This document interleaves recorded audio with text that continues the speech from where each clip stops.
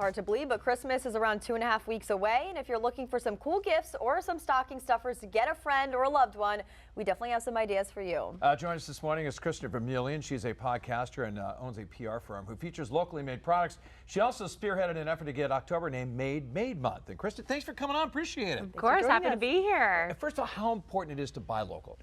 Oh, it's always important. I love telling stories about entrepreneurs who make things with their hands. I mean, that's what America's all about, is really supporting the people that are making things and providing something that's truly tells a story. So I'm here to show you a couple of products that tell a story. Let's dive right in. What do we have here in front of us? We got a lot of stuff. I'm excited to hear about it. The Hats by Brew, located in Cumberland. John has been doing this for a long time.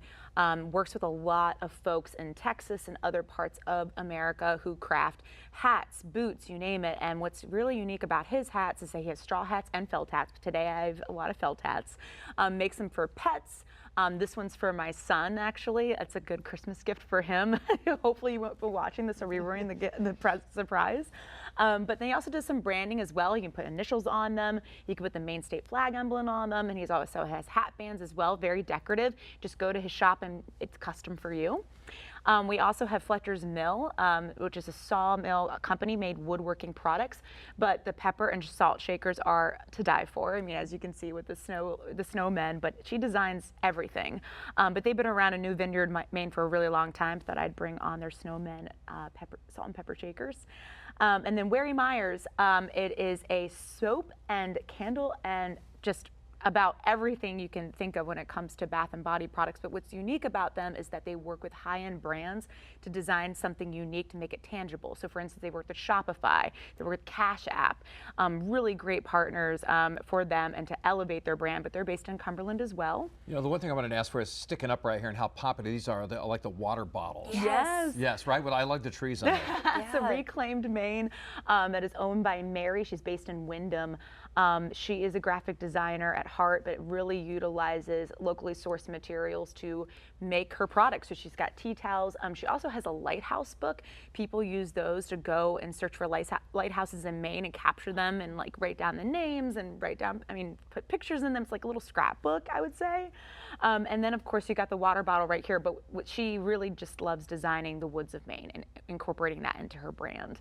And last but not least, we have Elise Marie Designs. She's also based in Wyndham. She's a jewelry artist, but she loves gems and stones. So she goes and finds gems, rocks of all sorts, puts them into jewelry. She also has jewelry like mystery bags, so you can go and put that as a stocking stuffer. People have no idea what's in those, and it's a little surprise. She's got bobby pin, like hairpins for girls or even for women. And she also has a little mantra, like magnets. You need that for the new year, starting goals with like a good health and wellness perspective into the new year. So yeah, lots of different ideas and lots of fun ideas. Shopping locally is just so important for our economy right here in Maine, but it also makes the gifts more special, more unique. So it's not something you can get just at Target, you know, or Walmart. Exactly. There's so many makers markets happening right now in the month of December. Thompson's Point has one practically every weekend leading up to Christmas. I know a couple of these brands will be there, but I suggest going online, going to mainemade.com to finding makers markets around the state, because that's where you're going to find some true hidden gems. But I encourage everybody, even across America, to do this, because there's a lot of holiday markets going around, a lot of people shopping local, and it's all about supporting the local economy, and now's the best way to do that. You know, I was at a craft show yesterday at the Masonic Building in downtown Portland, and it's just about every single person I talked to said, and I go, well, how did you decide to do this? And this is the one positive thing that came out of COVID. Just about everyone was going, well, during COVID, I wasn't doing anything. And so I taught myself a craft and just made this and it evolved into a company. Yes, well, that's how I started my podcast.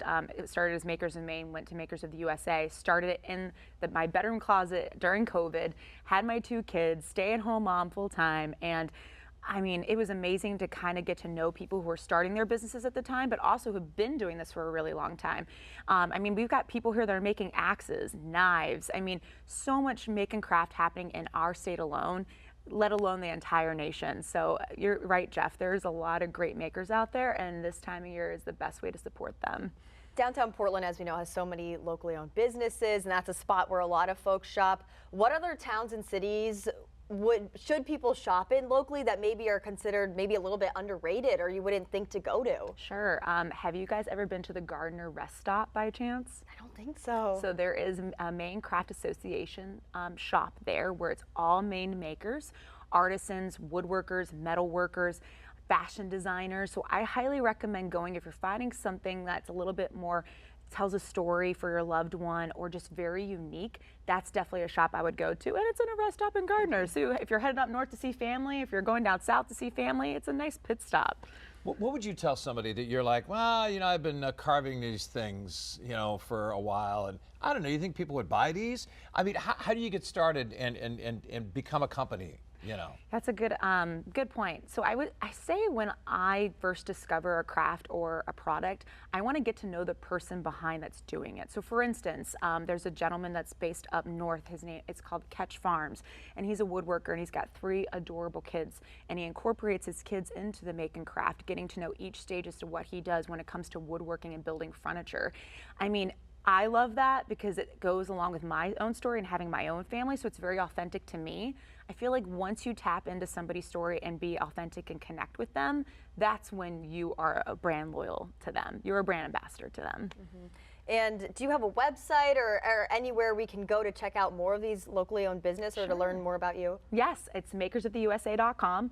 I'm on Instagram, Facebook, YouTube, website, everything. I have gift guides on my website, so feel free to check them out. All right, and check out the little cowboy hat for the pet too. So That's cute. really funny. Yes. All right, Kristan, thanks for coming on. Appreciate it. Thank you. And Merry Christmas. Yes.